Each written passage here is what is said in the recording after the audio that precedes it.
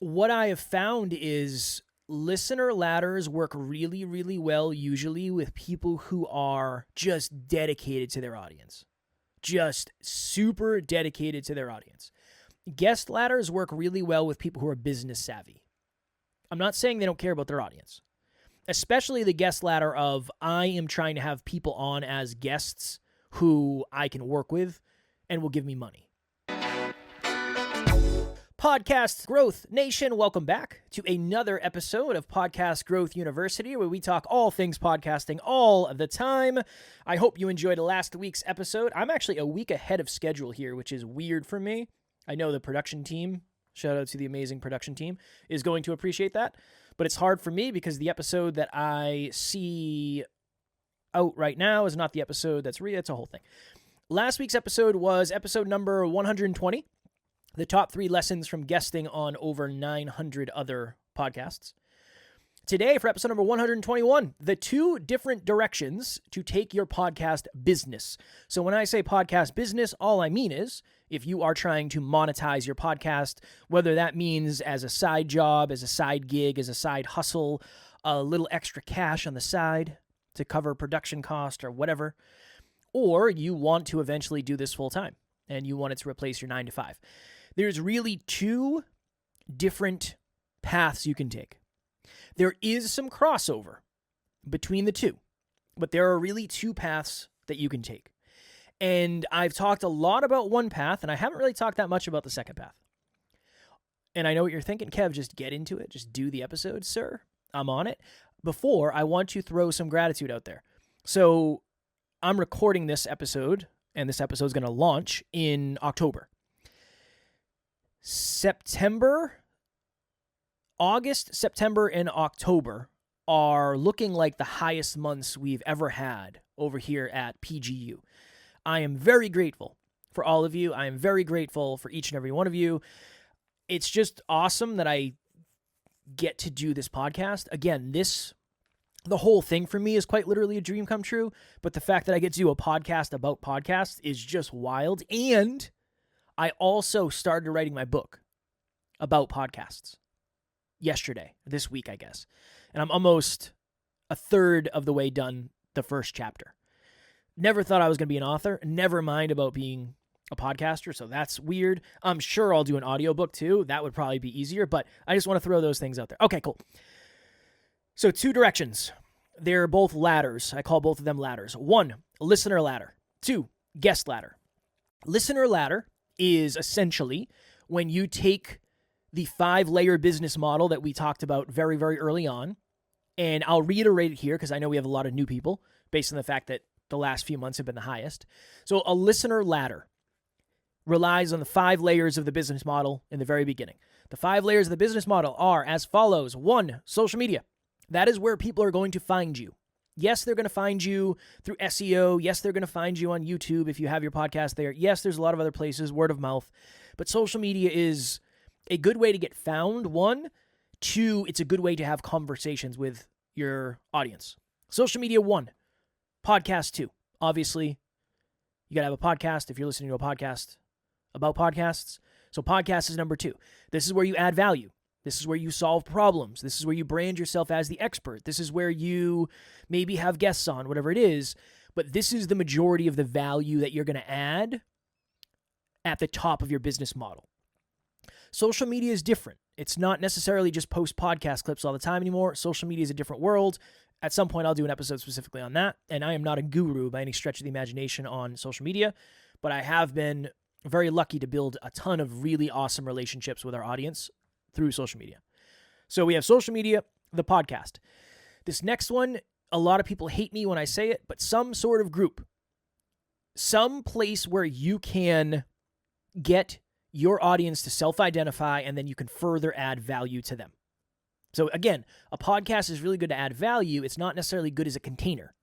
We don't know who's listening because it doesn't give us that data. It maybe gives us this person's listening in Austin, Texas. Awesome. There's a lot of people in Austin, Texas. I don't know any, so I'm not sure who it is. So that's why I like a group. I like a Facebook group because our audience tends to be on Facebook. I already have a Podcast Growth Nation group created. I just got to start posting in it, and I'm waiting on a specific date to do that. But I will have a Facebook group for this group for this podcast, because if you're listening right now and you haven't reached out and said, hey, Kevin, I'm self-identifying, I listen, I don't know who you are yet. And I can't add more value into your life if I don't know who you are. I need to know who you are. So that's the beauty of a group. Okay, the next thing is what I label a freebie. There's a lot of different things you can have. It could be a PDF. It could be an ebook. I like either a monthly meetup or a webinar or that type of thing, because it essentially, you stay within the realm of speaking. If you have a podcast where you're speaking, and then your webinar or your monthly meetup is you kind of behind the scenes doing a podcast, I like that. I'm a podcaster at heart. But other examples are PDFs, ebooks, stuff like that. And the thought with that is you're able to do 1 hour of your time to a many. Right? So on social media, you can post and it goes to a lot of people. The podcast is you to scale. You can talk to infinite people, as many people that listen. Facebook group is going to be less people. Your webinar or your freebie is most likely going to be less people because we're getting deeper into the business.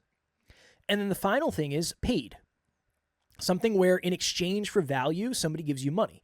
It's not just about making money. It's about the fact that when somebody is that committed to what you're doing, they most likely pour into the rest of the business. So they're most likely following you on social media. They most likely listen to the podcast. They most likely are in the Facebook group. And then the freebie thing doesn't really matter for that. That's the 5 layers of the listener ladder. Okay? This is the guest ladder. And the reason I've been hesitant to talk about this is because this isn't what we did. And I wanted to see it in action, and I wanted to talk to people who are doing it, and I wanted to work with clients who are doing it, and it's been very good. It's been very good for me to get that data. The guest ladder is this.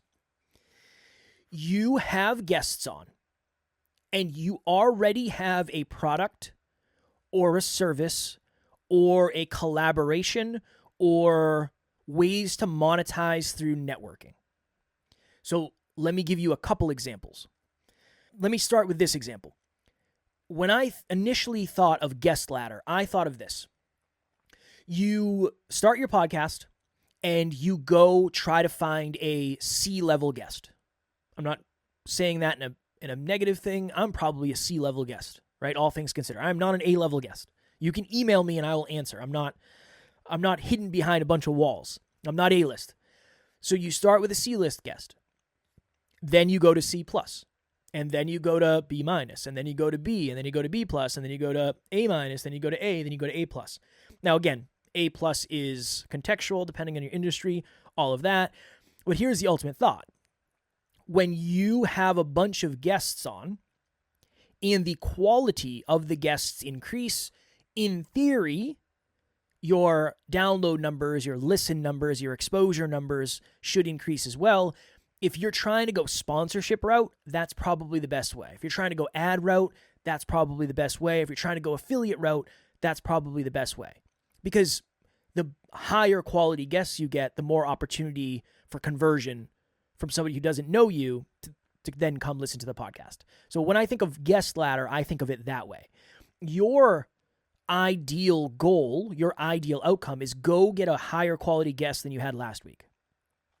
For the listener ladder, it isn't necessarily that. We don't have guests on Next Level University. We did for a long time. We did the guest ladder, and then we realized, I don't know if I really want to do this. Here at Podcast Growth U, I've had one guest on, Evan Carmichael. And it's different. It's based on the fact that I know Evan personally. He's a friend. He's given me many opportunities. I've had the opportunity to see him behind the scenes, and he knows his stuff. Nothing, for me, the strategy behind that is not to necessarily network with Evan and then see what happens, or that episode would get a ton of downloads and bring new people in. It was more, I thought it would be a really valuable episode. I will have guests on, but I'm not necessarily doing the guest ladder. It's not how I'm doing it. I'm more doing the listener ladder because that's how I wanted to build a business in the first place. And I am very big on community. I started this because this is what I would have needed as an early podcaster. So that's kind of version 1. Version 2 of the guest ladder is you have a product, you have a service, you have some sort of networking monetization strategy. A couple examples. I have a client right now who is booking 30 guests a month. I think he's doing, I don't know if he's doing 5 episodes a week. He's doing a lot of content. He is charging $97 per guest. So 97, so just roughly we'll say 100, 30 days in the month, that's $3,000 a month. So he's essentially making $3,000 a month just from that. That is something I would consider a guest ladder. That's a piece of a guest ladder. That's one. Another one is you have guests on, and then you nurture the relationship with the guest like you would nurture the relationship with a listener in the listener ladder. So we did this to a degree, but it was a little bit different, where we had guests on, and then we essentially became friends with those guests, and then it might turn into an in-person podcast when we were in California. We went to, I think we did 5 in-person podcasts on a California trip, and people invited us into their homes. That's something, right? That's a unique benefit of getting to know a guest at a deeper level. That's one. We have had 3 or 4 guests as coaches for free. We never had to pay. They just believed in what we were doing. So that was free coaching. It was some very, very high-level individuals. So that's another thing. We have had maybe 5 or 6 podcast guests as speakers at events, some of which we had to pay, others that we didn't. That's because of the guest ladder. And then we've gotten opportunities to speak. The presentation I did for Evan Carmichael's Mastermind, and then the virtual presentation, he was on as a guest, and then we just kept conversation going with him, and then we'd reach out, see how he was doing, right? And then we became friends. That's an example of the guest ladder. But what a lot of people are doing now is, and you got to be very careful with this, you care more. So you heard in the last episode, in the top 3 lessons, the number 2 lesson was the shows not to go on, red flags. I'm not saying this is a red flag, but you got to be very careful. When you have a guest on, you have some sort of business opportunity for them. So let's say you're a high-level coach and your podcast is listened to by a lot of coaches, and a lot of the guests you have on are coaches. You might have some sort of product or service that would resonate with your guest. That way, you don't necessarily have to rely on your audience. What I will say is the people who have done this at a high level are usually the people who are really good at sales and marketing. All I mean by sales is you have to have good conversational skills because you're going to be having a lot of conversations about business. You got to have a pretty high awareness of business, I would say. And then marketing, there is a perception that is required in order to work with a certain level of individual. But that's kind of the guest ladder. The guest ladder is I'm not really relying on any of my business coming from the listeners. I'm more relying on it coming from listens through getting higher quality guests on repeat, or the actual guests themselves who will be introducing me to other guests, who will help me network, who will get me opportunities, who will buy my products or services, that type of stuff. Hello, my name is Dr. Tarryn McCarthy, and I'm host of the Business of Happiness podcast. When I met Kevin and Alan 2 years ago, I had no idea of how much impact they would have not only on the success for my business, but also on my life. They've given me enormous perspective and true strategies, true tactics to take in my everyday business plan and in my life plan to make an even greater success. Kevin and Alan, thank you so much. I couldn't even begin to express my gratitude for all you've done for me. And if you're looking for similar mentorship, I highly recommend these incredible experts at the Next Level University. We never really did the guest ladder because we were able to get pretty high-level guests pretty quickly, and we didn't have anything to offer somebody who has a net worth of $150 million that knows way more than we do about business. We got nothing for you. There were many times where I would talk and help guests with podcasts. That was something. But here's the other thing, and this is where it gets kind of weird. There was a time where we were thinking about, okay, should we have guests on that either are very early in their podcast journey or don't have podcasts that we could help them start? And that was an idea that we were kicking around for a while. And then we realized no, because we're optimizing for the listener experience more. I don't want to have somebody on the podcast just so I can do business with them. I want to have somebody on the podcast that's really good for the listeners.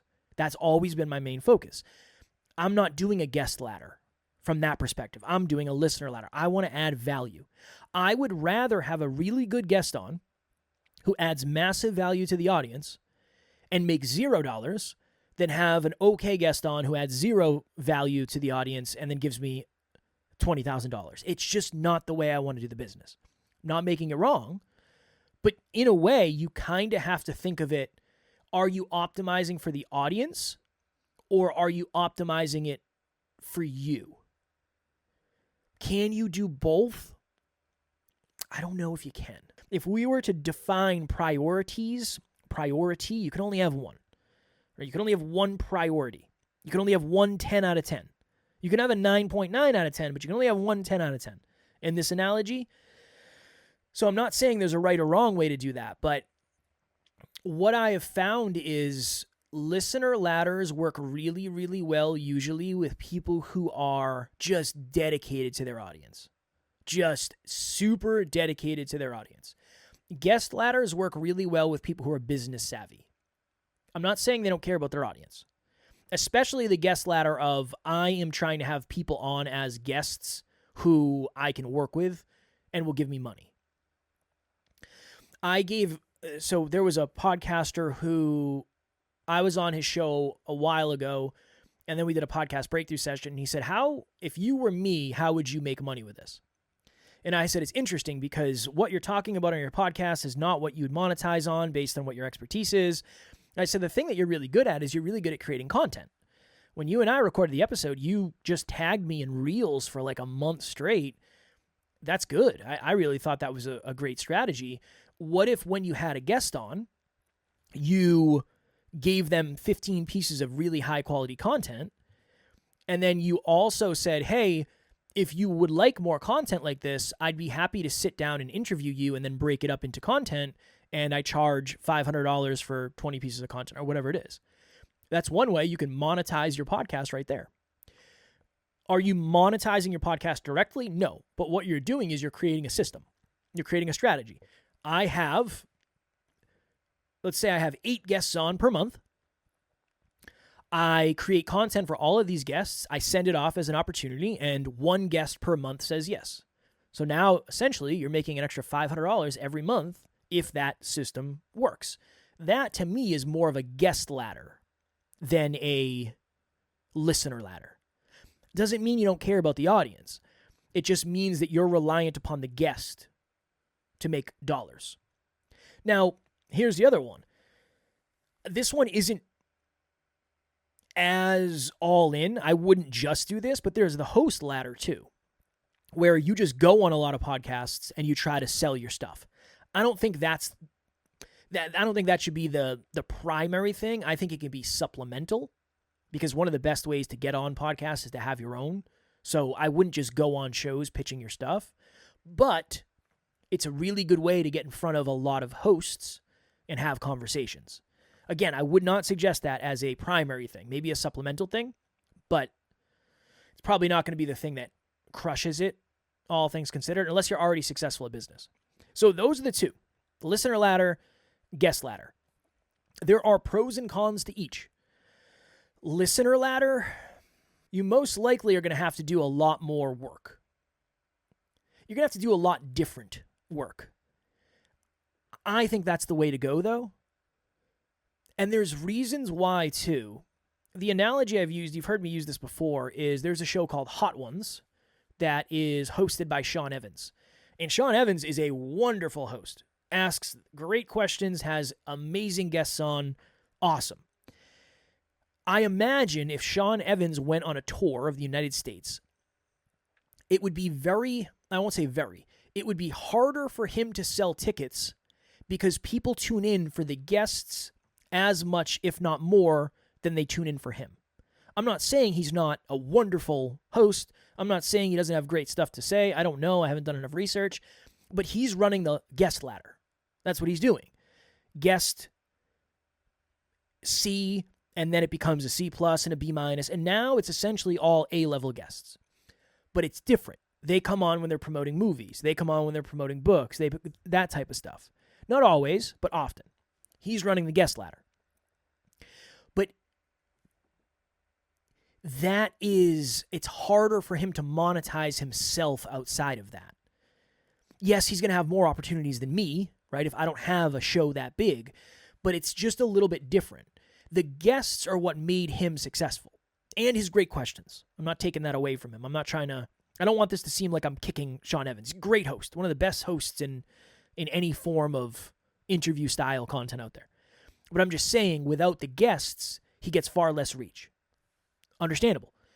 He's doing the guest ladder. He's not doing the listener ladder. His opportunities without guests might be lower, right? That's kind of my thought here, is if you are having A-list after A-list after A-list guest, and then you do a solo episode, people might not care as much. And if you have coaching and products and services, they might not care as much because you're having so many successful people on that you're kind of not as successful as they are. That is a potential danger you run. So that's kind of a con. It's a potential con with the guest ladder. The pro is you don't really have to focus on building an audience. Because if you have a product, service, or networking opportunity that is monetizable, if that's a word, it's not about the audience. It's about getting the guest on the podcast. Now, don't lie to them and say, yes, I have 100,000 listens when you don't. But you might not need an A-level guest if you have a product or service that is for anybody. If you have a product or service that is for coaches, you just have to have coaches on. If you have a product or service that is for mothers, you just have to have mothers on. Right? So just that kind of example. But the quality of your show might suffer because you're not prioritizing the quality of guest, you're prioritizing the opportunity of the guest. So that's a potential pro and con. The pro of the listener ladder is you're going to have a real aligned, authentic community. And oftentimes people ask me on podcasts, what's the future of the podcast industry? And it depends. It depends on what do you mean by that. One, video is going to be huge. It's going to be bigger than it is now. It's going to continue to be big because virtual reality and augmented reality, that's something for sure. Number two is communities. I think as we move more and more and more away from personal human touch, I think those who are able to cultivate and create and nurture a community are going to be leagues ahead of other people. I think community creation is going to be huge over the next however many years, 5 to 10 years. That's the beautiful piece of having a listener ladder, is you have a Facebook group with real people in it, not fake people, not people you paid for on social media, real people who listen to the podcast and resonate with your content. Then yes, you can have an email list and you can have all that stuff. But you're ultimately building a more, in my mind, you're building a more sustainable, realistic business where it's not dependent on, I have to get this guest or I'm in trouble. Or if this guest says no, I'm not going to make any money or whatever. If the listens change the way they measure it, I'm going to go from 15,000 listens a month to 3,000 listens a month and I'm not going to be able to get the same caliber of guest. That type of stuff. I just think there's more predictability with the listener ladder because you're nurturing a real audience. So those are the two. Again, host ladder, that's another one, but I would not do that one as a primary form. I think it's good supplementally for sure, but probably not the put all your eggs in that basket. So I'm curious to you, if you're out there, which one you're doing. Are you doing a listener ladder or are you doing a guest ladder? And let me tap into this real quick. I just spoke on the importance of community. I used to think that Apple Podcasts was going to blow Spotify out of the water. And then I started to see all the stuff that Spotify was doing in terms of building community. So you should see there is a place where you can comment right under this episode. That is an attempt to build community within the platform. So one of the things that you see on YouTube now is the comments are huge, and there's conversations going on in the comments. That is going to happen with podcasts at some point. I'm surprised it hasn't yet, but Spotify's leading the charge on that. So just to speak to the community aspect, Spotify's leading the charge on podcasting. They're trying to build community within their platform. That's a good suggestion that that's where the future is going. Utilize that with your audience. So maybe that becomes a new call to action. Hey, if this episode resonated with you, and obviously people do this on YouTube, but make sure you comment down below what was the biggest takeaway. You can do the same thing on Spotify. A lot of hosts now, I know Buzzsprout does, I'm not sure about the other ones yet, but they have a button you can click and it'll insert a little link that it says send us a text. You can do the same thing. Hey, if you're listening to this on Spotify, make sure you leave a comment below about what your number one takeaway was. If you're not listening on Spotify and you're listening on one of the other platforms, you can actually send us a text. Just click the send a text button and let us know what you thought. Can you text the person back? No, it doesn't work like that yet. But you can give them a shout out on the podcast. And that is the attempt to build the community there. So with that being said, share below, if you're listening to this on Spotify, what your number one takeaway was. And here's the other thing too, and I don't think a lot of other people will want to do this. I love doing stuff like this. If you ever have any questions, share them below because I will answer them right in the Spotify app or wherever you ask the question. I'm happy to answer them on YouTube, whatever. So yeah, leave them below and I will answer your questions there. As always, if you are interested in a free 30-minute podcast breakthrough session, I'll have my link in the show notes below. Don't let your podcast die because you feel like you don't have the answers to questions that maybe you haven't asked yet. I believe you have a message. I believe you probably have a mission. I believe that you could be successful. I do. I have a deep belief that everybody could be more successful than they are. But sometimes it requires asking a vulnerable question. And I promise I'm not going to laugh at you because I didn't know anything. I guarantee you know more at the beginning of your journey than I knew at the beginning of mine. I would bet a large sum of money on that. So I'll have my link below in the show notes for a free 30-minute podcast breakthrough session. I hope your business is starting to make more sense. Again, when I say business, I'm not saying you have to have 15 people that are working on your team and you have to have HR and business meetings and all that. I'm just saying you have it set up nicely where it's starting to make sense. You understand the layers of your business. You understand what lead gen might be for you. You understand I'm not really focused on monetizing for the next couple of years, whatever. I hope it is becoming more clear to you because I know a lot of people start a podcast and they realize, oh, if I could do this for a living, whew, what a life that would be. And that's what I want for everybody. It's harder than you think, probably. It's definitely harder than I thought, but it is also deeply meaningful and super fulfilling. All right, until next week, keep on crushing it, keep on podcasting, and I will talk to you then.